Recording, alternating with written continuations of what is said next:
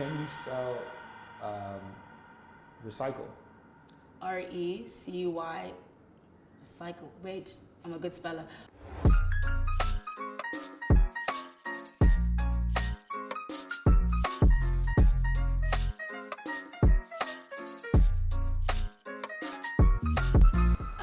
My name is Amahle Jaxx. I am Chief of Operations of Until Until, which is a marketing and events company based out of Joburg, but I am originally born and raised in the Eastern Cape. Kind of career that I'm in accidentally found me, and thank goodness, because I was one of those kids who, when everyone says lawyer, doctor, I just couldn't relate. Yeah. But I think there was a big influence from my dad, who used to work for a big alcohol brand, and he used to throw the most insane parties. In Johannesburg, we felt like it was very segregated. If you liked hip hop, you went to a hip hop show. If you liked house, you went to house. If you liked electronic music.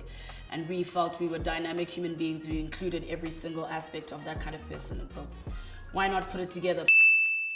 The tennis court story is, it is a Tuesday, we're bored, and Friday is a public holiday, which was June 16th. And we decide, let's throw a themed party where all of our friends can come in school uniform. We get our friend's mom to donate a tennis court. We find sound for like 2,000 Rand. We think about a toilet like the day before, and then we advertise it because we had an in at Metro FM through Tivo Touch, and we get 2 minutes to be on radio. Then we throw this insane party for 800 people on a tennis court, and the invite said 7 p.m. until, and that's how we landed on our name. The people come first for us.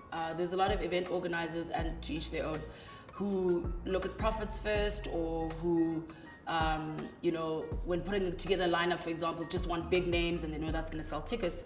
We're about experience and we're about people, and I think that's what sets us apart. I never understood how much you had to reinvest into your company. So for example, after that first high school cool that we did, I think we made about 27,000 Rand. We had put 7,000 Rand into the event, and then we took 20,000 and we went and blew it at the club. And I always say that's like one of my biggest regrets, because if I could have taken that 20,000 and reinvested in my company, I probably would have moved faster. But I think the one thing that's quite tough being an events organizer is the management of cash flow. A lot goes in and a lot comes out in like days. So you end up spending like 700,000 Rand in like 5 days. That's artist, stage, sound, whatever. So you always have to have a healthy cash flow, a healthy bank account. People underestimate the amount of planning that it takes. Like you say, you see a stage, you see sound, a bar, but usually an event can take up to 3 months, 6 months, a year to organize. It's a very intense cash business. So unlike other businesses who can get lots of line of credit, eventing doesn't. So if I, for example, have Casper Nyovest on my lineup, I have to pay him, if he's 150,000, I have to pay him 75,000 before he even lands on a stage. So there's very high costs, even though there's also high reward. So I think that's the most challenging part, because you have all these big ideas and dreams of things that you want to do. You want to bring international artists down. You want to do all these things, but you don't have support to curate a lineup, to curate what the event is actually going to look like. Whether I put a stage here or I face it that way, what furniture I'm using, what lights in an event also matter depending on the vibe of your event. And so I think a lot of people underestimate all the small things that happen in the background. We have to go present to Jaxx and tell him about a security plan, a medical plan, all these kinds of things. We have to get public liability insurance, which actually only lasts 24 hours, but it costs thousands of Rands to cover you in case something happens. So there's a lot of costs and a lot of planning that go into even something as small as a good morning or Sunday roast.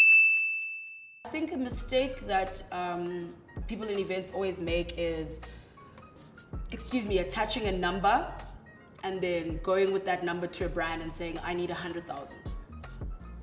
It takes a lot to get to a point where a brand will just give you money.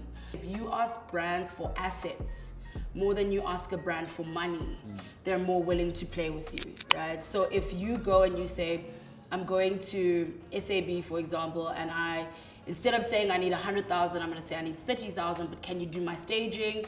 Can you do furniture for me? And approaching brands with a full activation plan for them, how you envision their collaboration in your event.